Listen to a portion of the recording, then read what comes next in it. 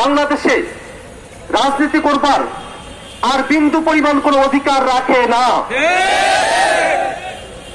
আমরা স্পষ্টত দাবি জানাই, আমাদের শহীদ ভাইয়ের লাশের শপথ নিয়ে আমরা বলছি, আওয়ামী লীগ বাংলাদেশে যদি কোনো অপ্রীতিকর ঘটনা ঘটাবার চেষ্টা করে, আমাদের শরীরের শেষ রক্তবিন্দু দিয়ে হলেও আমরা এই আওয়ামী লীগের বিরুদ্ধে লড়ে যাব। আমরা সরকারের কাছে আহ্বান জানাই, আর কোন ৯/৬ নয়, আইনগতভাবে আওয়ামী লীগের বিরুদ্ধে বিচারিক ব্যবস্থা গ্রহণ করতে হবে। আওয়ামী লীগের রাজনীতিকে বাংলাদেশে চিরতরে নিষিদ্ধ ঘোষণা করতে হবে। আমরা বাংলাদেশের ছাত্র জনতা, আমরা সরকার যদি সিদ্ধান্ত নেয় সেই সিদ্ধান্তের পক্ষে রাজপথে আমরা আমাদের উপস্থিতি জানান দেব। কিন্তু কোনোভাবেই বাংলাদেশের রাজনীতিতে এই গণহত্যাকারী, মানবতা বিরোধী অপরাধী এই আওয়ামী লীগকে আমরা আর ফিরতে দেব না। আমরা আরো দাবি জানাতে চাই,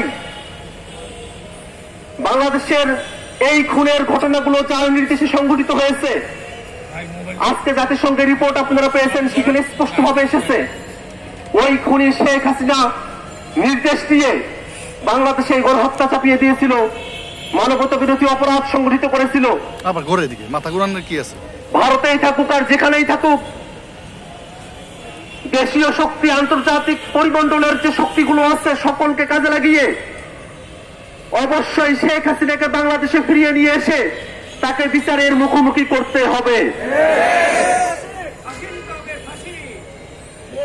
বাংলাদেশে আমরা বিশ্বাস করি, যদি একটি ফেয়ার ট্রায়াল হয়, ওই ফেয়ার ট্রায়ালে, ওই ন্যায্য বিচারে শেখ হাসিনার সর্বোচ্চ সাজা নিশ্চিত করা সম্ভব।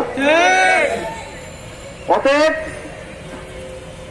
আমরা সরকারের কাছে এই বিচারের দাবি, আওয়ামী লীগের বিরুদ্ধে ব্যবস্থা গ্রহণের দাবি জানিয়ে একই সাথে সারা দেশে আন্দোলনের পক্ষের যত শক্তি আছেন সকলের নিরাপত্তা নিশ্চিত করবার দাবি জানাচ্ছি। আমরা আজকে আমাদের ভাইয়ের এই মৃত্যুকে নিছক কোন মৃত্যু নয়, আমরা মহান রবের কাছে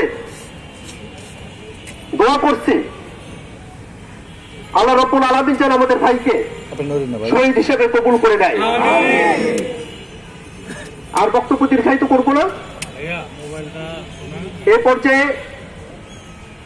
আপনাদের সামনে সংক্ষিপ্ত বক্তব্য উপস্থাপন করবেন